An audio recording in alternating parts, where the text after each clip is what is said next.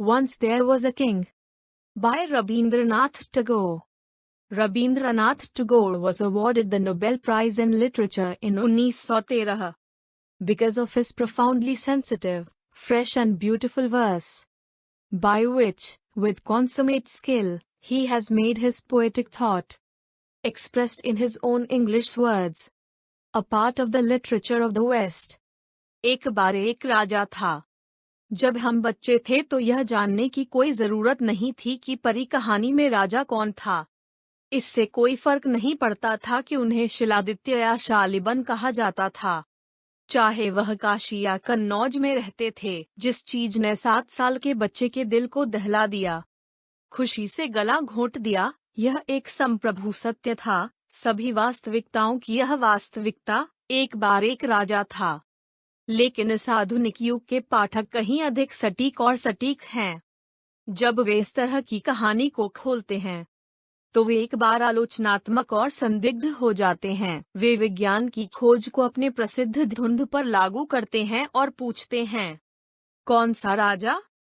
कहानीकार अपनी बारी में अधिक सटीक हो गए हैं। वे पुराने अनिश्चित समय के साथ संतुष्ट नहीं हैं। एक राजा था, लेकिन इसके बजाय गहरा सीखने का एक दृश्य मान लें और शुरू करें। एक बार अजातशत्रु नाम का एक राजा था। आधुनिक पाठक की जिज्ञासा इतनी आसानी से संतुष्ट नहीं है। वह अपने वैज्ञानिक चश्मे के माध्यम से लेखक पर झपकाता है और फिर पूछता है, कौन सा अजातशत्रु? हर स्कूली छात्र जानता है, लेखक ने कहा, 3 अजातशत्रु थे। पहला 20वीं शताब्दी ईसा पूर्व में पैदा हुआ था और 2 साल और 8 महीने की निविदा उम्र में मृत्यु हो गई। मुझे गहरा अफसोस है कि किसी भी भरोसेमंद स्रोत से उनके शासनकाल का एक विस्तृत विवरण, इसे खोजना असंभव है। दूसरा अजातशत्रु इतिहासकारों के लिए बेहतर जाना जाता है। यदि आप इतिहास के नए विश्वकोश का संदर्भ लें, इस समय तक आधुनिक पाठक का संदेह भंग हो जाता है। उसे लगता है कि वह सुरक्षित रूप से अपने लेखक पर भरोसा कर सकता है। वह खुद से कहता है, अब हमारे पास एक ऐसी कहानी होगी जो सुधार और शिक्षाप्रद है। आह, हम सब कैसे बहक जाते हैं। हमारे पास अज्ञानी होने का एक गुप्त भय है और हम सभी के बाद अनभिज्ञ होकर समाप्त होते हैं। केवल हमने इसे लंबे और गोल चक्कर में किया है। एक अंग्रेजी कहावत है, मुझसे कोई सवाल न करो और मैं तुम्हें कोई झूठ नहीं बताऊंगा। 7 का लड़का जो एक परी की कहानी सुन रहा है, वह पूरी तरह से अच्छी तरह से समझता है। वह अपने सवालों को छोड़ देता है। जबकि कहानी बताई जा रही है तो यह शुद्ध और सुंदर झूठ सभी एक नग्न और एक मासूम की तरह निर्दोष है, सत्य के रूप में पारदर्शी, एक ताजा बुदबुदाती वसंत के रूप में चूना। लेकिन हमारे आधुनिक लोगों के झूठे और सीखा झूठ को अपने असली चरित्र को ढककर रखना है। और अगर कहीं भी धोखे के कम से कम छोटे झोंके की खोज की जाती है तो पाठक विवेकपूर्ण घृणा के साथ दूर हो जाता है और लेखक को बदनाम किया जाता है। जब हम छोटे थे, हम सभी मीठी बातों को समझते थे और हम एक परी कहानी की मिठाइयों का पता लगा सकते हैं जो हमारे स्वयं के विज्ञान के द्वारा है। हमने ज्ञान जैसी बेकार चीजों की कभी परवाह नहीं की। हमने केवल सच्चाई की परवाह की और हमारे अपरिष्कृत छोटे दिल अच्छी तरह से जानते थे कि क्रिस्टल पैलेस ऑफ ट्रुथ कहाँ है और इसे कैसे पहुंचा जाए। लेकिन आज हमें तथ्यों के पन्ने लिखने की उम्मीद है, जबकि सच्चाई बस यही है। एक राजा था। मुझे याद है कि कलकत्ता में उस शाम को जब परियों की कहानी शुरू हुई थी, बारिश और तूफान ने लगातार तबाही मचाई थी। पूरे शहर में पानी भर गया। हमारी गली में पानी घुटने तक गहरा था। मुझे एक तनावपूर्ण आशा थी, जो लगभग एक निश्चित थी, कि मेरे ट्यूटर को उस शाम को आने से रोका जाएगा। मैं बरामदे के दूर कोने में स्टूल पर बैठ गया, नीचे गली की ओर देख रहा था। दिल तेजी से धड़क रहा था। हर मिनट में बारिश पर अपनी नजर रखता था और जब यह कम होने लगी तो मैंने अपनी पूरी शक्ति से प्रार्थना की, कृपया भगवान, आधे से 7 बजे तक कुछ और बारिश भेजें। क्योंकि मैं यह मानने के लिए तैयार था कि कलकत्ता के एक कोने में एक शाम एक असहाय लड़के को अपने ट्यूटर के घातक चंगुल से बचाने के लिए बारिश की कोई और जरूरत नहीं थी। यदि मेरी प्रार्थना के उत्तर में नहीं, तो भौतिक प्रकृति के कुछ ग्रोसर कानून के अनुसार किसी भी दर पर बारिश ने हार नहीं मानी।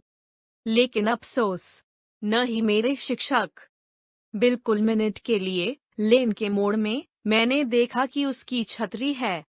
आशा का बड़ा बुलबुला मेरे स्तन में फट गया और मेरा दिल धराशायी हो गया। सचमुच, अगर मौत के बाद अपराध को फिट करने की सजा है, तो मेरे ट्यूटर के रूप में फिर से जन्म लेंगे और मैं अपने ट्यूटर के रूप में जन्म लूंगा। जैसे ही मैंने उसकी छतरी देखी, मैं अपनी माँ के कमरे में जितनी मेहनत कर सकता था भागा। मेरी माँ और मेरी दादी दीपक की रोशनी से एक दूसरे के ताश खेलने के विपरीत बैठे थे। मैं कमरे में भाग गया और अपनी माँ के पास बिस्तर पर सो गया और कहा, माँ प्रिय, ट्यूटर आ गया है और मुझे इतना बुरा सिर दर्द है। क्या मेरे पास दिन के लिए कोई सबक नहीं है? मुझे उम्मीद है कि अपरिपक्व उम्र के किसी भी बच्चे को इस कहानी को पढ़ने की अनुमति नहीं दी जाएगी और मुझे पूरा विश्वास है कि इसका इस्तेमाल स्कूलों के लिए पाठ्य पुस्तकों या प्राइमरों में नहीं किया जाएगा। मैंने जो किया उसके लिए बहुत बुरा था और मुझे जो भी दंड मिला वह मुझे नहीं मिला। इसके विपरीत मेरी दुष्टता को सफलता मिली।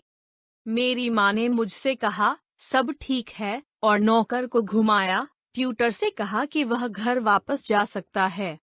यह पूरी तरह से स्पष्ट था कि वह मेरी बीमारी को बहुत गंभीर नहीं समझती थी, क्योंकि वह अपने खेल के साथ पहले की तरह चल रही थी और आगे कोई नोटिस नहीं लिया। और मैं भी अपने सिर को तकिए में दबाकर अपने दिल की सामग्री को देखकर हंसा। हम एक दूसरे को पूरी तरह से समझ गए, मैं और मेरी माँ। लेकिन हर एक को पता होना चाहिए कि 7 साल के लड़के के लिए बीमारी का भ्रम लंबे समय तक बनाए रखना कितना कठिन है।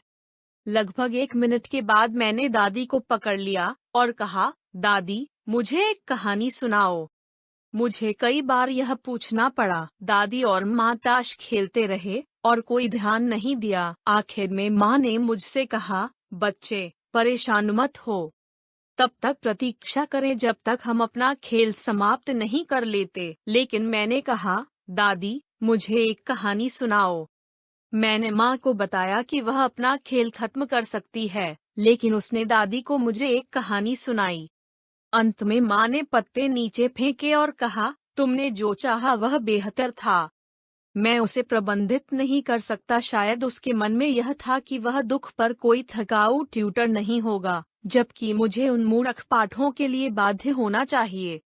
जैसे ही कभी माँ ने रास्ता दिया, मैं ग्रैनी में भाग गया। मैंने उसका हाथ पकड़ लिया और खुशी से नाचते हुए उसे बिस्तर पर मेरे मच्छर के पर्दे के अंदर खींच लिया। मैंने अपनी उत्तेजना में दोनों हाथों से बोल्ट को पकड़ लिया और खुशी से उछल पड़ी। और जब मैं थोड़ा शांत हुआ तो कहा, अब ग्रैनी, चलो कहानी है।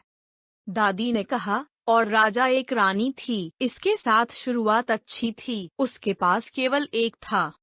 यह परिकथाओं में राजाओं के लिए सामान्य रूप से रानियों में असाधारण है, और जब भी हम सुनते हैं कि 2 रानियां हैं, तो हमारा दिल डूबने लगता है। दुखी होना निश्चित है, लेकिन ग्रैनी की कहानी में वह खतरा अतीत था। उसकी एक ही रानी थी। हम अगली बार सुनते हैं कि राजा को कोई पुत्र नहीं मिला। 7 साल की उम्र में मुझे नहीं लगता था कि अगर कोई आदमी बेटा न होता तो परेशान होने की जरूरत नहीं थी। वह केवल रास्ते में हो सकता है। जब हम सुनते हैं कि राजा पुत्र पाने के लिए तपस्या करने के लिए जंगल में चले गए हैं, तो हम बहुत उत्साहित हैं। केवल एक ही चीज थी जिसने मुझे जंगल में जाने के लिए मजबूर कर दिया था, और वह थी मेरे ट्यूटर से दूर हो जाना। लेकिन राजा ने अपनी रानी को एक छोटी लड़की के साथ छोड़ दिया, जो एक सुंदर राजकुमारी के रूप में विकसित हुई। 12 वर्ष बीत जाते हैं और राजा कठिन तपस्या करता है और अपनी सुंदर बेटी के रहते यह सब कभी नहीं सोचता। राजकुमारी अपनी जवानी के पूरे खिलने तक पहुंच गई है। शादी की उम्र बीत गई, लेकिन राजा नहीं लौटा और रानी दुख के साथ चीखती है और रोती है। क्या मेरी सुनहरी बेटी अविवाहित मरने के लिए नियत है? आह मुझे, क्या भाग्य है मेरा। तब रानी ने राजा को एक रात के लिए वापस आने और महल में एक भोजन लेने के लिए ईमानदारी से उसे भेजने के लिए भेजा, और राजा ने सहमति दी। रानी ने अपने हाथों से खाना बनाया और सबसे बड़ी देखभाल के साथ 64 व्यंजन और उसके लिए चप्पल लकड़ी की एक सीट बनाई और सोने और चांदी के कप की प्लेटों में भोजन की व्यवस्था की। राजकुमारी अपने हाथ में मोर पूंछ पंखे के साथ पीछे खड़ी थी। राजा 12 साल की अनुपस्थिति के बाद घर में आया और राजकुमारी ने पंखे को लहराया। उसकी सुंदरता से सभी कमरे को रोशन किया। राजा ने अपनी बेटी के चेहरे को देखा और अपना भोजन लेना भूल गया। अंत में उसने अपनी रानी से पूछा, प्रार्थना करो, यह लड़की कौन है जिसकी सुंदरता देवी की सोने की छवि के रूप में चमकती है? वह किसकी बेटी है? रानी ने अपना माथा पीट लिया और रो पड़ी, आह मेरी किस्मत कितनी बुरी है। क्या आप अपनी बेटी को नहीं जानते? राजा विस्मय में पड़ गया। उन्होंने कहा, मेरी छोटी बेटी एक महिला बन गई है। और क्या? रानी ने आह भरते हुए कहा, क्या आप नहीं जानते कि 12 साल बीत चुके हैं? लेकिन तुमने उसे शादी में क्यों नहीं दिया? राजा से पूछा। आप दूर थे, रानी ने कहा, और मैं कैसे उसे एक उपयुक्त पति मिल सकता है? राजा उत्साह से लथपथ हो गया। पहला आदमी जिसे मैं देख रहा हूँ वह दुखी है। उसने कहा, जब मैं महल से बाहर आता हूँ तो उससे शादी करूँगा। राजकुमारी मोरपंख के अपने प्रशंसक को लहराते हुए चली गई और राजा ने अपना भोजन समाप्त कर दिया। अगली सुबह जैसे ही राजा अपने महल से बाहर आया, उसने देखा कि एक ब्राह्मण का पुत्र महल के द्वार के बाहर जंगल में लाठी जमा रहा है। उनकी उम्र लगभग 7 या 8 थी। राजा ने कहा, मैं अपनी बेटी की शादी उससे करूँगा। राजा की आज्ञा में हस्तक्षेप कौन कर सकता है? एक बार लड़के को बुलाया गया था और उसके और राजकुमारी के बीच शादी की माला का आदान प्रदान हुआ। इस बिंदु पर मैं अपने बुद्धिमान ग्रैनी के करीब आया और उससे उत्सुकता से पूछा, फिर क्या? मेरे दिल के निचले हिस्से में 7 साल की उम्र की उस भाग्यशाली लकड़ी संग्राहक के लिए खुद को प्रतिस्थापित करने की एक भक्ति की इच्छा थी। रात बारिश के थपेड़ों से गुंजायमान थी। मेरे पलंग से मिट्टी का दीपक कम जल रहा था। जब उसने कहानी सुनाई तो मेरी दादी की आवाज पर विराम लगा। और इन सभी चीजों ने मेरे विश्वसनीय हृदय के एक कोने में यह विश्वास पैदा करने की सेवा की कि मैं किसी अज्ञात राजा के राज्य में अनिश्चित समय के लिए लाठी ले रहा था, और एक पल में मेरे और राजकुमारी के बीच माला का आदान प्रदान हो गया था। अनुग्रह की देवी के रूप में सुंदर, उसके बालों पर सोने की पट्टी और कानों में सोने की बालियां थीं। उसके गले में सोने का एक हार और कंगन था, और उसकी कमर के चारों ओर एक सुनहरी कमर श्रृंखला और उसके पैरों के ऊपर सुनहरी पायल की एक जोड़ी झालर थी। अगर मेरी दादी एक लेखक थीं तो उन्हें इस छोटी सी कहानी के लिए कितने स्पष्टीकरण देने पड़ेंगे। सबसे पहले, हर एक पूछता था कि राजा जंगल में 12 साल क्यों रहे। दूसरी बात यह है कि राजा की बेटी को अविवाहित रहने के दौरान यह सब क्यों करना चाहिए। इसे बेतुका माना जाएगा। भले ही वह बिना किसी झगड़े के इतना दूर निकल जाए, फिर भी शादी के बारे में एक महान हुक और रोना होता। पहले, यह कभी नहीं हुआ। दूसरी बात, योद्धा जाति की राजकुमारी और पुरोहित ब्राह्मण जाति के लड़के के बीच विवाह कैसे हो सकता है? उनके पाठकों ने एक बार कल्पना की होगी कि लेखक हमारे सामाजिक रीति रिवाजों के खिलाफ एक अनैतिक तरीके से प्रचार कर रहा था, और वे पत्रों को पत्र लिखते थे। इसलिए मैं पूरे मन से प्रार्थना करता हूँ कि मेरी दादी फिर से एक दादी के रूप में जन्म ले सकती है, न कि कुछ शापित भाग्य के माध्यम से अपने भाग्यहीन पोते के रूप में जन्म लेती है। तो खुशी और खुशी के साथ मैंने ग्रैनी से पूछा, फिर क्या? दादी चली गई। फिर राजकुमारी ने अपने छोटे पति को बड़े संकट में ले लिया और 7 पंखों के साथ एक बड़ा महल बनाया और अपने पति को बड़े ध्यान से पालना शुरू किया। मैं अपने बिस्तर में ऊपर और नीचे कूद गया और पहले से कहीं अधिक कसकर बोझ पर चढ़ गया और कहा, फिर क्या? दादी ने जारी रखा, छोटा लड़का स्कूल गया और उसने अपने शिक्षकों से कई सबक सीखे, और जैसे जैसे वह बड़ा होता गया, क्लास फेलों ने उससे पूछना शुरू किया, वह सुंदर महिला कौन है जो 7 पंखों के साथ आपके साथ महल में रहती है? ब्राह्मण का बेटा यह जानने के लिए उत्सुक था कि वह कौन है। वह केवल याद कर सकता है कि एक दिन वह कैसे लाठी ले रहा था और एक बड़ी गड़बड़ी पैदा हुई, लेकिन यह सब बहुत पहले से था कि उसे कोई स्पष्ट स्मरण नहीं था। इस तरह 4-5 साल बीत गए। उनके साथ ही हमेशा उनसे पूछते थे, महल में 7 पंखों वाली वह खूबसूरत महिला कौन है? और ब्राह्मण का बेटा स्कूल से वापस आ जाता है और दुखी होकर राजकुमारी से कहता है, मेरे स्कूल के साथी मुझसे हमेशा पूछते हैं कि 7 पंखों वाले महल में वह सुंदर महिला कौन है, और मैं उन्हें कोई जवाब नहीं दे सकता। मुझे बताओ, ओह, मुझे बताओ, तुम कौन हो? राजकुमारी ने कहा, इसे दिन के लिए बीतने दो, मैं आपको किसी और दिन बताऊंगा। और हर दिन ब्राह्मण का बेटा पूछता था, तुम कौन हो? मैं आपको किसी और दिन बताऊंगा। इस तरह 4-5 और साल गुजर गए।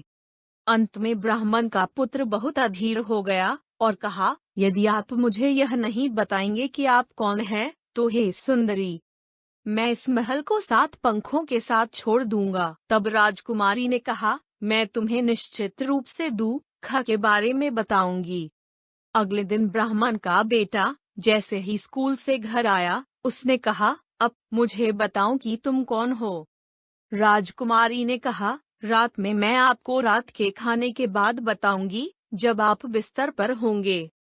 ब्राह्मण के बेटे ने कहा, बहुत अच्छा, और वह रात की अपेक्षा में घंटे गिनने लगा। और राजकुमारी ने अपनी तरफ से सुनहरे रंग के बिस्तर पर सफेद फूल फैलाए और सुगंधित तेल के साथ एक सोने का दीपक जलाया और अपने बालों को संवार लिया और अपने आप को नीले रंग की एक खूबसूरत पोशाक में पहन लिया और घंटों की अपेक्षा में गिनती शुरू कर दी। रात उस शाम जब उसके पति ब्राह्मण के बेटे ने अपना भोजन समाप्त कर लिया था, खाने के लिए लगभग उत्साहित हो गए थे और फूलों से सजी बेड चैम्बर में सोने के बिस्तर पर चले गए थे, उन्होंने खुद से कहा, रात मैं निश्चित रूप से यह जानता हूँ कि यह कौन है सुंदर महिला महल में 7 पंखों के साथ है। राजकुमारी ने अपने पति के द्वारा छोड़े गए भोजन को लिया और धीरे धीरे शयन कक्ष में प्रवेश किया। उसे उस रात इस सवाल का जवाब देना था कि वह सुंदर महिला कौन थी जो महल में 7 पंखों के साथ रहती थी। और जब उसने बिस्तर पर जाकर उसे बताया कि उसे एक नाग मिला है जो फूलों से बाहर निकला था और उसने ब्राह्मण के बेटे को काट लिया था, उसका लड़का पति फूलों के बिस्तर पर लेटा हुआ था, मौत का सामना करना पड़ रहा था। मेरा दिल अचानक धड़कने लगा और मैंने घुटती आवाज में पूछा, फिर क्या? दादी ने कहा, फिर डंडा डंडा। लेकिन कहानी के साथ आगे बढ़ने का क्या फायदा? यह केवल उस पर ले जाएगा जो अधिक से अधिक असंभव था। 7 का लड़का नहीं जानता था अगर वहाँ कुछ क्या था।